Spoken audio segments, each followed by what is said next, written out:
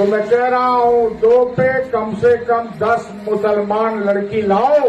कोशिश करते हैं कि जो लेके आएगा उसको खाने पीने भर का नौकरी भी दिलाएंगे, रोजी रोटी भी दिलाएंगे। ये जो आपने अभी सुना, मुस्लिम लड़कियां लाओ और नौकरी पाओ, ये कोई सोशल मीडिया की अफवाह नहीं है, बल्कि सत्ताधारी पार्टी के एक नेता का बयान है। वही सरकार जिसके राज में नौकरी मांगने वाले छात्रों पर लाठियां बरसाई जाती है, वही सरकार जिसके मंत्री और नेता बेरोजगार युवाओं को सब्र की सलाह देते हैं। लेकिन अब उसी पार्टी से जुड़े एक पूर्व विधायक ने ऐसा ऑफर दिया जिसने पूरे देश में हैरानी फैला दी।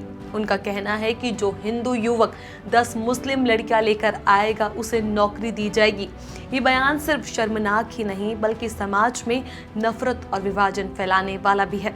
नमस्कार, मैं हूं चेष्टा नागर और आप देख रहे हैं द हिंदी टॉप। उत्तर प्रदेश के सिद्धार्थनगर जिले के डुमरियागंज से बीजेपी के पूर्व विधायक रह चुके राघवेंद्र सिंह का एक वीडियो सामने आया जिसमें ये खुले मंच से ये कहते दिख रहे हैं, अगर हमारी 2 बेटियां वहां गई तो तुम 10 मुस्लिम लड़कियां लेकर आओ, तुम्हारी नौकरी का इंतजाम हम करेंगे।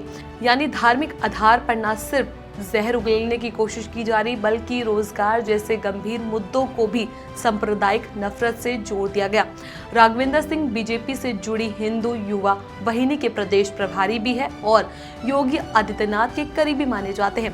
जब उनसे इस बयान पर सवाल पूछा गया तो उन्होंने माफी मांगने के बजाय साफ कहा, मुझे अपने बयान पर कोई अफसोस नहीं, यानी कि खुलेआम नफरत फैलाने के बाद भी किसी तरह का पछतावा नहीं। चौंकाने वाली बात यह है कि राघवेंद्र सिंह कभी इसी मुस्लिम बहुल्य सीट डुमरीराज से विधायक रह चुके हैं। बहुत कम अंतर से जीत दर्ज की थी, लेकिन अब जब ये सत्ता में नहीं है तो दोबारा राजनीतिक जमीन पाने के लिए समाज को बांटने की कोशिश कर रहे हैं। अब जरा सोचिए, वही उत्तर प्रदेश जहां लव जिहाद को लेकर कानून बनाया गया, वही अब सत्ताधारी पार्टी से जुड़े नेता खुलेआम रिवर्स लव जिहाद की बात कर रहे हैं, यानी नफरत का बदलाव नफरत से लेना। सवाल ये उठता है कि क्या इस तरह के बयान समाज को जोड़ने का काम करेंगे, बांटने का? अब आपको सुनाते हैं राघवेंद्र सिंह का पूरा बयान। तो मैं कह रहा हूँ 2 पे कम से कम 10 मुसलमान लड़की लाओ और उसको हिंदू। कितने नौजवान तैयार हैं, जरा हाथ उठाओ। अरे जो बियाह किए हो लोग का नहीं,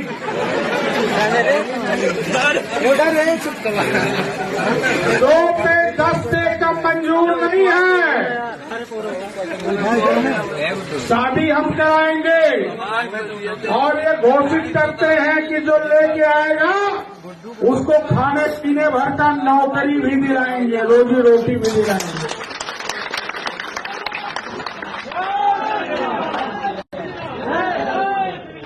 लेकिन ये 2 जो गई है 1 महीने के अंदर, ये हमें पच नहीं रहा है। मुसलमानों सुन लो,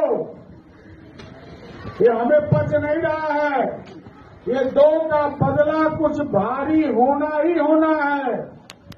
और अपने कौम के उन मुल्ला मौलवियों को सुना रहा हूं कि समझा दो कि आने वाले दिनों में ये माइक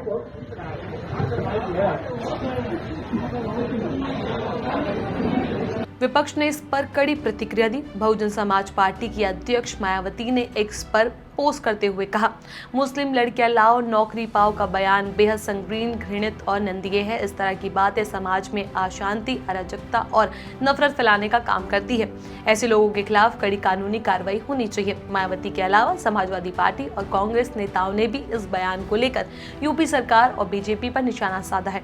उन्होंने कहा कि जब विपक्ष सरकार पर सवाल उठाता है तो तुरंत मुकदमा दर्ज होता है, लेकिन जब सत्ताधारी दल के नेता खुलेआम सांप्रदायिक जहर खोलते हैं तो प्रशासन खामोश रहता है। राघवेंद्र सिंह ने अपने बयान को सही ठहराते हुए कहा कि उन्होंने ये बात जोश भरने के लिए कही थी, यानी उनके हिसाब से नफरत भड़काने जनता में जोश पैदा करने का तरीका है।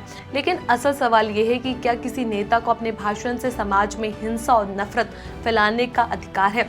पुलिस प्रशासन की चुप्पी भी कई सवाल खड़े करती है। जिस राज्य की पुलिस आई लव मोहम्मद लिखे पोस्टर को ये कहकर हटा देती है कि इससे सांप्रदायिक तनाव बढ़ सकता है, उसी राज्य में अगर कोई नेता खुले आम ये कह रहा है कि मुस्लिम लड़कियां लाओ नौकरी पाओ तो क्या सांप्रदायिक हिंसा नहीं भड़काता। लेकिन अब तक ना कोई एफआईआर दर्ज हुई, ना पार्टी की तरफ से कोई कार्रवाई। राजनीतिक विशेषज्ञों का मानना है कि ये बयान सिर्फ नफरत की राजनीति को मजबूत करता है और चुनावी फायदा उठाने का एक तरीका बन गया है। जिस वक्त देश में बेरोजगारी रिकॉर्ड स्तर पर है, युवा नौकरी के लिए सड़कों पर है, ऐसे में नौकरी को धर्म से जोड़ देना न सिर्फ गैर जिम्मेदाराना है बल्कि खतरा भी है। राघवेंद्र सिंह का ये बयान बताता है कि सत्ताधारी दल के भीतर कुछ नेता अपनी राजनीतिक जमीन खोने के बाद समाज में जहर फैलाने का आसान रास्ता चुन रहे हैं, और जब उन पर कोई कार्रवाई नहीं होती तो ये संदेश जाता है कि ऐसी नफरत भरी राजनीति को ऊपर से मौन समर्थन मिला हुआ है। विपक्षी दल लगातार मांग रहे हैं कि योगी सरकार इस बयान को गंभीरता से ले और तत्काल कार्रवाई करे, लेकिन बीजेपी की तरफ से अभी तक कोई आधिकारिक प्रतिक्रिया नहीं आई। न पार्टी प्रवक्ताओं ने कुछ कहा, न प्रदेश अध्यक्ष ने। सवाल उठता है कि क्या ये चुप्पी सहमति की निशानी है। दरअसल राघवेंद्र सिंह जैसे बयान इस बात की भी झलक है कि इस तरह देश में रोजगार और विकास जैसे मुद्दों से ध्यान हटाकर लोगों को धर्म और समुदाय के नाम पर भड़काने की कोशिश की जाती है। जब सरकार बेरोजगारी पर जवाब नहीं दे पाती तो नौकरी पाओ लेकिन पहले मुस्लिम लड़कियां लाओ जैसी बातें कर असली मुद्दों को ढकने का प्रयास किया जाता है। तो कुल मिलाकर ये पूरा मामला सिर्फ एक नेता के बयान का नहीं बल्कि उस मानसिकता का आईना है जो नफरत से राजनीति करना चाहती है। राघवेंद्र सिंह जैसे नेता ये भूल जाते हैं कि हिंदू मुस्लिम मिलकर ही भारत की असली पहचान है। लेकिन अफसोस, राजनीति के इस दौर में नौकरी, शिक्षा और विकास की बातों की जगह अब नफरत, धर्म और विभाजन की बातें हो रही हैं। और जब सत्ताधारी दल ऐसे बयानों पर चुप रहता है तो ये खामोशी बहुत कुछ कह जाती है। इस पूरे मुद्दे पर आपका क्या कुछ कहना है, अपनी राय हमें नीचे कमेंट बॉक्स में जरूर बताएं। ऐसी और भी वीडियोस के लिए आप हमारे चैनल द हिंदी टॉप को सब्सक्राइब कर लें। इसके अलावा आप हमें एक्स, फेसबुक और इंस्टाग्राम पर भी फॉलो कर सकते हैं।